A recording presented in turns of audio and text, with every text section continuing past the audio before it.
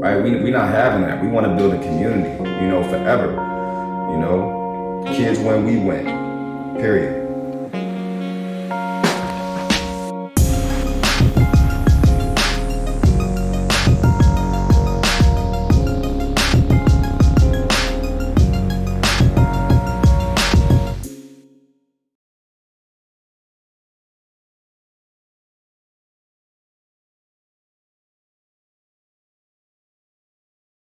Are we back? I want to say episode 8, I think, AM University. My name is Antoine Miller. I'm your host. I always say I got my long time friend here with everybody that come on the show, but this is like since Pampers. This is like way deeper than the usual person I have on the podcast. I got Wayne Smalls Jr. here with me. Again, we go back for forever. And, I wanted to come on the podcast and just basically just chop it up a little bit. So, how you doing, sir? I'm all right. Yeah, it's good to have you here, man. Yes, good to have you here. Good to bring you out of your house. Good to bring you out of the house. Facts, man. So subscribe to the channel, do all that good stuff. Subscribe to the channel, comment below, share the podcast, share the YouTube channel, like, comment below. Again, I always love beating y'all in a debate, whatever debate that y'all have. So, but let's get rocking and rolling. So I wanted to jump right into it, Wayne. So I coach high school basketball, right? Yep. So, I run across a lot of kids that think they know what pressure is, right? Like the kids in 2020, they think pressure is like playing in front of like 200 people or something like that, or playing like they consider that pressure, right? Like it's absurd what they think pressure is, but that's their form of pressure, right? And me and you growing up playing together at Camden High, I never thought about actually the pressure situations that you had to go through at Camden High. Let me explain what I mean. So, like you coming in as a sophomore, you coming in right after Dajuan Wagner, the consensus #1 player in the country, still to this day the best player I've ever seen with my own eyes, Me right? too. Playing his same position. I hate that word consensus, though. Yeah. But go ahead. What, you know somebody else that was it? No, but consensus mean like the #1? Yeah. I never knew that because when I got the voting ballot, it say consensus. I don't know that if Trump's going to win or Biden's going to win. You know when it get mailed to you, it say consensus to 2020. Right. He was the one, but I'm sorry, consensus. Yeah. He was #1. You coming in right after him, playing the same position, and you got to fill those shoes At 5'10". as the next scorer for Camden High, right? Again, that's pressure within itself, right? But on top of that, your pops, the first McDonald's All-American in Camden High history, right? And you got to live up to that playing. And again, you being the first All-American in Camden High history, people think Camden High is a regular school. It's not a regular school. There's a ton of good players for the last 40 years that came out of Camden High, right? I mean, yeah, it's a powerhouse, right? You got to live up to all that. And I never thought about it until this past week. I was like, damn, Wayne never looked like he was pressured by any of that. He just went out there and performed. And like, I want to ask you, did any of that like cross your mind during that whole process? That you was playing for Camden High? All of it crossed my mind. Really? Every single thing crossed my mind. Every dribble, every shot, every free throw, especially free throws. My dad preached free throws heavy. Don't miss no free throws. We don't miss no free throws. That's easy money. But me being a shooter, I didn't get to the free throw line as much as my dad would like. But that's another story. But yes, it was pressure. But that just showed you pressure right there. Like I had pressure just to get to the free throw, just to show that I was a good free throw shooter. So what did you, because, and I always bring this up to you every time I see you because you think I'm messing with you, but I'm really not. when you went 1 for 23 in that Camden Catholic game. But I bring it up to you because if you really think about that, like, if a person going to shoot that many times and miss that many shots and keep shooting, so this person isn't a little, he a little off in the right way. He don't care about the last shot that he shot, right? He did that and kept shooting. I've seen you make 23 shots in a row, right? And it looked like that was your mind frame shooting that. So when I seen that, I was kind of like in a positive vibe from you looking at that, like, yo, ain't too many people in the world going to keep shooting. Did we win that game or lost? We lost. You know we lost, bro. We lost. They had the we always Twins. got out coached against Camden. They had the Catholic. Twins. Yeah, they had the Twins. We always got out coached against Camden Catholic. But so like, because you saying it went through your mind every single minute of the day. So something triggered you to say, all right, but I still got to do this, because you could have folded, and that's my point. You could have folded. The number one player in the country, probably the best player in New Jersey, came right before you. On top of that, the cherry on top, your pops is the first McDonald's All-American in the school, with a boatload of phenomenal players after that. And you still held your own for all those years at Camden High. So what was it that, because, and I'm saying that because most kids can't handle that type of pressure. And you did it. And never showed any of the things you were thinking that you just told me about. I appreciate that, Twan. You want to know what happened? It was a lot of good players pushing me, yo. You know, my freshman year, I knew my freshman year was a wrap. If I was going to go to Camden High, I knew my freshman year was a wrap, because that would be the number one player in the nation's senior year. So I knew that was going to be a wrap. Right. Even if because I didn't play varsity as a freshman. I played freshman. I didn't even play JV as a freshman. I played freshman as a freshman. And we went undefeated. But my sophomore year, different story. We had Glenn Jackson. Glenn Jackson kind of put the barrier in my back to be Wayne Smalls Jr. And he kind of like gave me my confidence. Glenn Jackson. Really? That was my sophomore coach in 2002. I never knew that. Glenn Jackson gave me my confidence. Why? Because he made the offense around me as a sophomore. First time ever playing varsity, he put me in. I didn't even start my first game. My first game was against Cherry Hill East. I think Ricky Perez fouled like 3 times in a row, and I got put in, and on the top of the zone, the top of the press, and I got 2 steals in a row, back to back at Cherry Hill East, and I was in the paper going like this, and that was pretty much history with my confidence. Now, after sophomore year in the summer, I used to go to the Coliseum. The Coliseum had all the greats. One being person I used to look up to in high school and still look up to this day, but you know, Dajuan Wagner, Alvin Williams, Vince Carter used to come through, Donovan McNabb used to come through, Rashard Cook was the safety for the Eagles at that time, used to come through, Mark Jackson used to come through, and we used to get runs, and I used to run with the best, and I was in there. So that used to give me confidence too. So when I came in my junior year, then we had the legendary Coach Turner. Now the pressure really kind of kicked in, because now I'm Coach Turner's second father-son combo. First was, again, Milt, Dajuan. Second was my dad, me. So I was the second father-son combo that Coach Turner ever coached. So that was a whole nother pressure in itself right there. Then I was a junior trying to do my thing, so that was a pressure right there.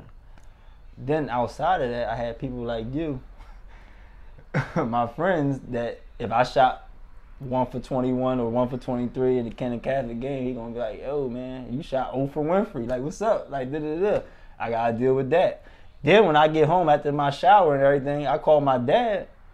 My dad, like, snapping. what's up? Camden Catholic?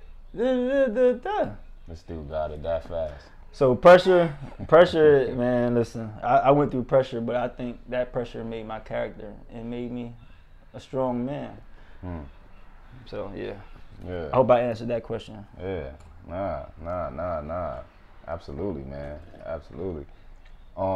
So I always like talking to people that's kind of detached from basketball. You follow basketball, but you not in it like I kind of fell off of high school. You're not in it like these scientists that follow religiously. So I want to know from your perspective though that you don't follow it much anymore, like because we had some good basketball players in our generation, bro. We had some players, bro. Like we always talk about it. Our bench at Camden High could have won South Jersey. You wanna know why? You wanna know why that's a fact? Because the last interview you had, I was hearing you kind of like touched on the JV thing. Yeah. Our JV team was undefeated. Yeah. Beating people by 50. Yeah. And then everybody that just beat somebody by 50, when the varsity game came, wouldn't even touch the floor. Right. Our JV could have won a sectional easy. Right? So I'm saying like it's not like that no more though, Wayne. Like, so I'm saying that to say that's hard to believe, man. Okay, bro. You ain't watching basketball. So what do you think as a whole? How's basketball to you as a whole, from the NBA down? See, from the NBA, I think it's in a good place because LeBron come from our cloth, and I think LeBron's holding. I'm not talking about him as a person. I'm talking about basketball wise, Wayne. Is overall is basketball in a good place basketball wise? Is basketball getting pushed forward in a positive light that it needs to be pushed forward? I think so. It is. Why? Because now we seeing more. It's like an evolution. You know what I mean? Like basketball is just getting better with time. It's just getting better with time. You know? With dudes dribbling the ball 25 times and then shooting it. See, it's two different things with this. You feel me? What we talking about? We talking about high school or NBA or college? What's the difference? Well, high school. We talking about all of it. Well, high school, I don't like. I don't like high school basketball. Yeah, let's think of high school. What's the last? Yeah, when the last time you saw a high school game? That one you talking about? The last time I seen high school basketball was probably. Oh yeah. Probably the one I told you about. Tell me what you thought about. West Deptford. Tell me what you thought about. I seen the number one freshman in the nation dominate, and then I seen a nobody, which was a white boy point guard from West Deptford, dominate as well, and I didn't see somebody say that player right there is not going to do this no more.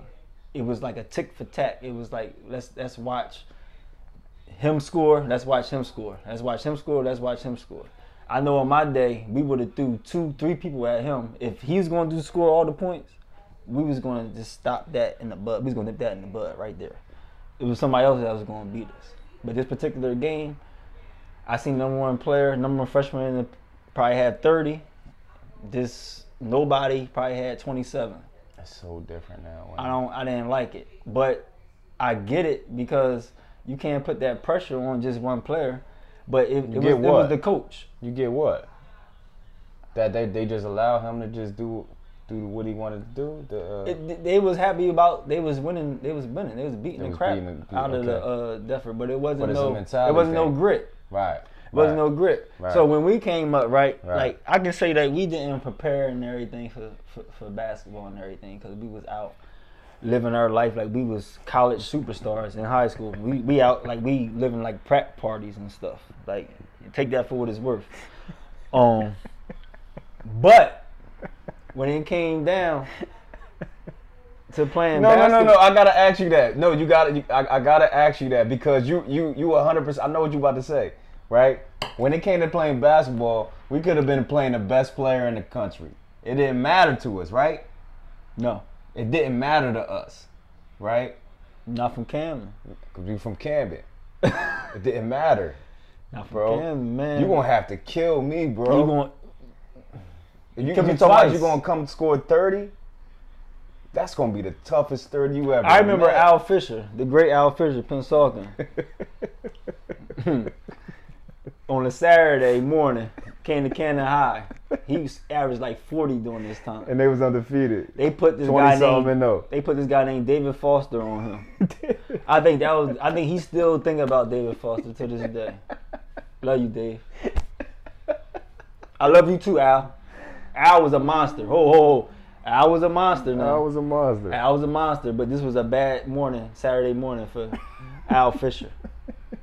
And just to let you know that I ain't throwing shade, it came to my detriment. Coach Turner sat me that whole game. Just to shut down Al Fisher. Because I came out and shot 0 for like 4 or something. And he sat me down. I cried and everything on the bench. I think I walked out the gym. But we beat the crap out of Pennsauken. And Al Fisher had probably like 7 points. Mm-hmm. Then, that very next game, we played them at Pennsauken. And I got my act together. And I had 26. Al had 18. We won by about 20. You see, but you don't even understand what you just did right there. Like, you see how you still got that competitive nature? No, I'm just Like, it's fact. no. But you still, you at the age that we are, you still got that competitive. I got it nature. on tape too. If y'all want to see it. Right. That's gone now. A days in high school on tape. basketball. That's gone. What you talking about? Yeah, That it's ain't gone. happening no more. Yeah, it's gone. You know, so you gotta, I don't know, like coaches out there, you gotta find different avenues with these kids because it's a whole different type of monster. So, you saying what you just said, that translates into something. You said the game is evolving, right? Yes, definitely evolving. Definitely. So, I already know what Good you're job, gonna. Moran. I already know what you're gonna say with this, and I can't believe you're gonna say what I'm about to ask you. But if you was a high school coach right now, would you allow your kids to run to the 3-point line in transition on a fast break? Who we talking about? My center, my power forward, my small forward, my shooting guard, my point guard. What we talking about? Anybody? Is that good basketball? It's not good basketball. But if you had Wayne Small Jr. in your team, yes. What's Wayne Smalls Jr. going to be shooting from 3 in that break? What you shooting on that break that you run into that 3-point line instead of cutting to the basket for a layup? You talking to me or you talking to overall? I'm talking to Wayne Smalls Jr. Put me on the 3-point line on the fast break. And you give me shoot? a nice kick out. What you shooting? Out of 10, I'm making 6. 60%. Out of 10, I'm making 60%. In high school, junior, senior year. Yes. 60%. Yo. pretty Because you gotta good. think on a break, a shooter, that's the shooter's dream. Because you remember JJ Redick, he lived off of transition threes. Like they said, what's his name? What's the coach from Duke? Krzyzewski? Yeah. Krzyzewski used to watch Peja Stojakovic transition threes Paige started it. Paige started that whole thing. to get the transition offense for JJ. I came right behind JJ. So you gotta understand, I came behind JJ, Juan Dixon, Dajuan Wagner, Francisco Garcia, and at the end, and in the league. So you saying, wait, hold on. Just let me put it in perspective. So you saying that's a good shot for Wayne Smalls. It's not a good shot for every 2-guard or guard in America, though. But you know that for a coach. You know that. You know your personnel. I'm just saying. Yes, because I'm a sniper. I'm a this- sniper. You talking to a okay, sniper. Okay, and that's how I feel, though. If you can make 6 out of 10, Yeah, I'm making do 6 whatever out of you 10. want. On You the go- fast break, like meaning you go ahead. You You go- advancing the ball up You- the court, not you go swing right. smalls. we go right on And the boom, head. but I don't even want to talk about swing smalls. Swing smalls, I done had about 5 walk-off buzzer beaters in high school. Swing But I don't smalls. want to talk about that. I don't want to talk about That was that. the only play we had in high school. I only scored 936 points in high school. Why do you remember that you scored 936? Because I And used whose to. fault was it I that used you to- ain't scored 1,000?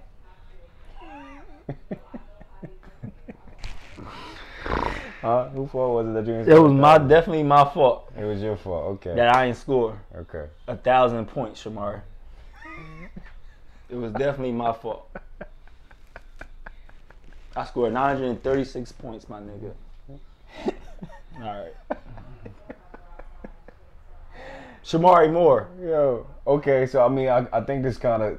And I gave you at least 14 touchdowns that same year. I was blocking, holding my ass off for you.